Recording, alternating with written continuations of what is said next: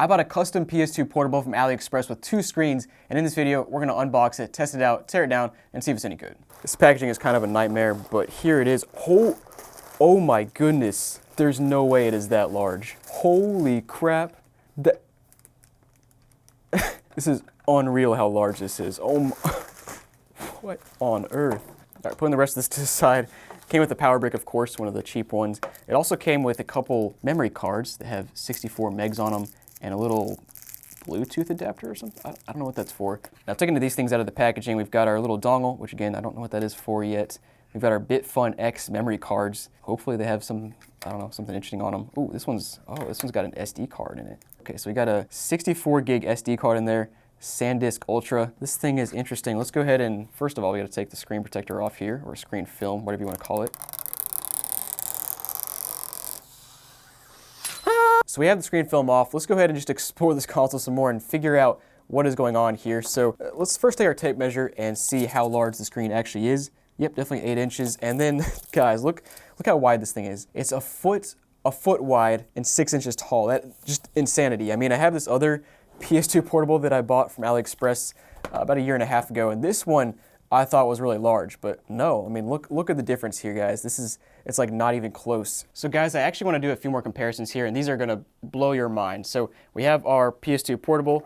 Let's go ahead and first compare it to a PS2 Fat, and dude, straight up, the PS2 Portable is just as wide as a fat PS2. This is unreal how large that is. And then next up we'll compare to the PS2 Slim, and you can see that the PS2 Slim is actually smaller than the PS2 Portable. So I think you could straight up take a PS2 Slim, slap a controller on top of it, like tape it up, and it'd be smaller than this monstrosity. Just breathe. And now this part is where your mind will be blown. We'll start with the PSP, and guys, look how small that is compared to this monstrosity. Just, you could take about 10 PSPs, stack them up together, and they'd still not be as large as this thing. And then, of course, the PS Vita, which this thing is clearly modeled after.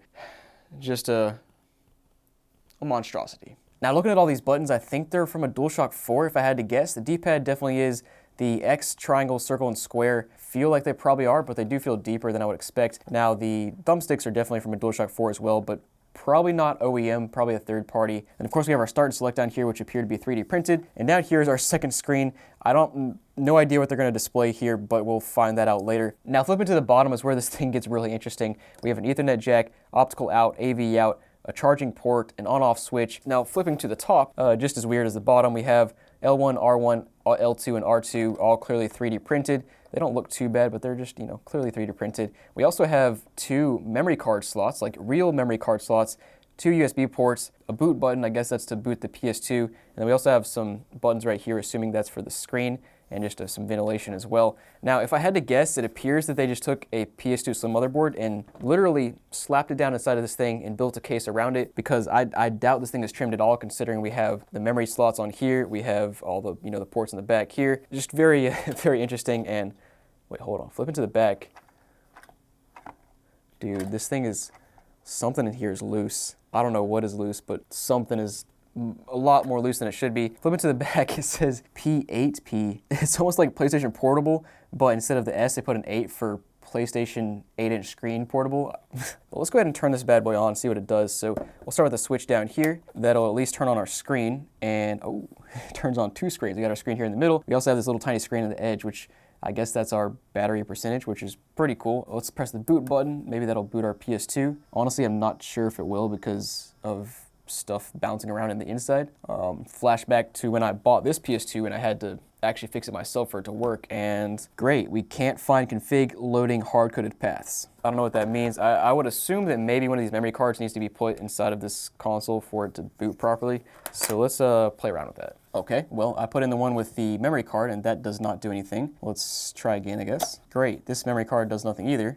Finally, something's booting up. Hold on, what is that? Now, something I haven't mentioned yet is the fact that this console ran me about $450, which for 99% of people is not reasonable, but for the amount of time and effort it takes to build a custom one-off console like this, I don't think it's out of the realm of being reasonable. Now, speaking of custom parts, if you're looking to build your own custom console, or really any project where you need PCBs or any other custom parts, PCBWay should be your go-to, and I want to thank them for sponsoring today's video. So PCBWay is your one-stop shop for PCBs, 3D printing, sheet metal fabrication, CNC, and much more. They have instant quotes, fast PCB turnarounds, and are great for both prototyping and low-volume production work. Now, if you sign up using my link down below, you can get 10 PCBs for free by using the $5 welcome bonus. So guys, go check them out and feel free to send me any photos you have of your custom projects. But by the way, I had to put in this USB device and both memory cards for it to actually boot. But guys, we are finally booted into OPL, and in case you don't know what OPL is, it's essentially an open source software where you can load homebrew, ROMs, that sort of thing. So clearly we have a bunch of preloaded ROMs. The funniest part to me is when I buy stuff from AliExpress and they have ROMs on them. A lot of times they abbreviate the names, like I don't know what ATM3 is, but then we got Call of Duty 2, it's all spelled out. We also have Grand Theft Auto San Andreas, Grand Theft Auto 3. Guess let's just start by playing a game. We'll do the classic GTA San Andreas and see if it runs. All right, well, this thing has been loading for a good 2 minutes and it's just on a straight black screen, so I'm assuming it's not gonna work. And I'd also like to point out that we're already down to 74% battery. We started at 80 when I booted this thing up and it's been on for like 5 minutes, so it's gonna die pretty quickly. So we'll try out Call of Duty 2, because why not? Maybe that'll work. Oh my gosh, dude, these speakers get ridiculously loud. What'd you say your name was? But you know, looking at the screen, it's not too bad. It's decent. We are in a dark scene right now, so it's kind of hard to see. But let's do a little bit of gameplay here and see how this thing runs. Now, I gotta say, the precision on the thumbsticks is horrific here, which is not surprising given the ergonomics, but it's hard because your thumb feels so awkward when you're trying to reach for the right stick there, and even the left stick or any of the buttons, frankly. But just taking a 360 controller here, for example, typically your hands are so close to the thumbsticks, it just, you know, I don't know how to explain it, but it gives you very nice precision on what you're doing here, whereas this thing, like, it's bulky, heavy, your hands are far away, and it's just, it's not right, which you could assume that by looking at how large this thing is, but I don't know, man, this is a novelty. This is not something you're actually gonna wanna play competitive games on. I mean, you could try, but you can see how it's going here. I can't even try to aim, just, yeah. Now, of course, the next game I pick is also very dark, so you can barely see it.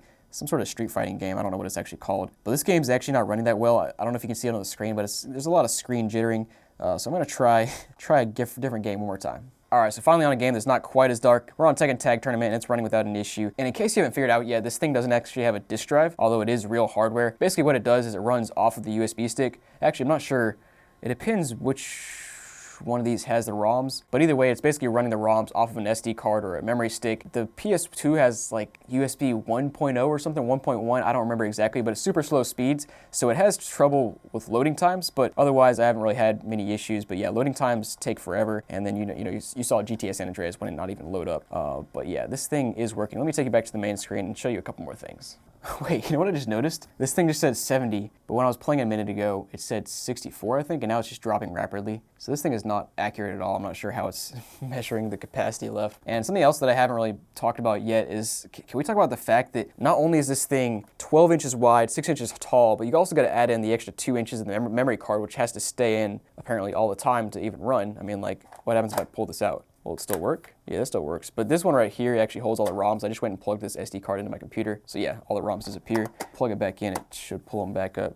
But either way, you basically need at least one of these memory cards in at all times, which takes it from Goliath to a Goliath 2.0. I don't know what that means, but guys, one other thing you can do here is you can go to options and you can mess with cheat settings, game settings if you want to tweak things, mod things, stuff that I'm not going to mess with, stuff that I don't even know how to mess with. But let's go ahead and I guess our next step here is to turn this thing off, open it up, and see what's going on the inside of this thing, because it feels pretty sketch. As you can hear, there's just stuff bouncing around. So typically these custom consoles from AliExpress use just random tiny little Phillips head screws all the way around the outside. So we got 2 there, we've got 4 on the back, and then 2 more on the top.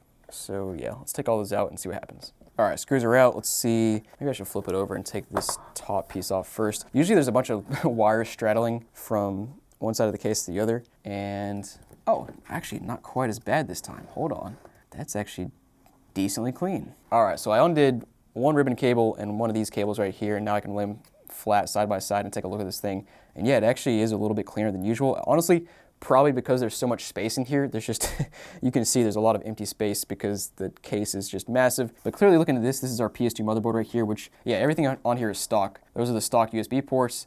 Those are the stock, Ethernet jack and everything on the back. Our stock memory card slot.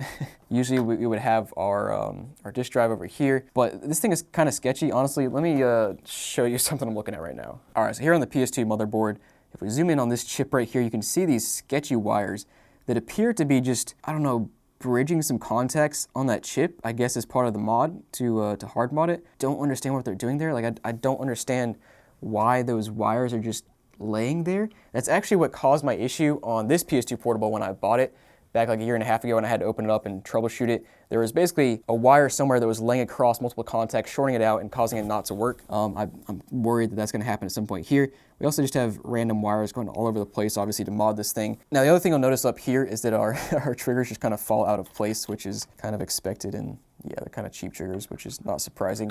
We also have these little 3D printed pieces that hold the batteries in place, and honestly, these batteries might be what were banging around when I was shaking it a little bit.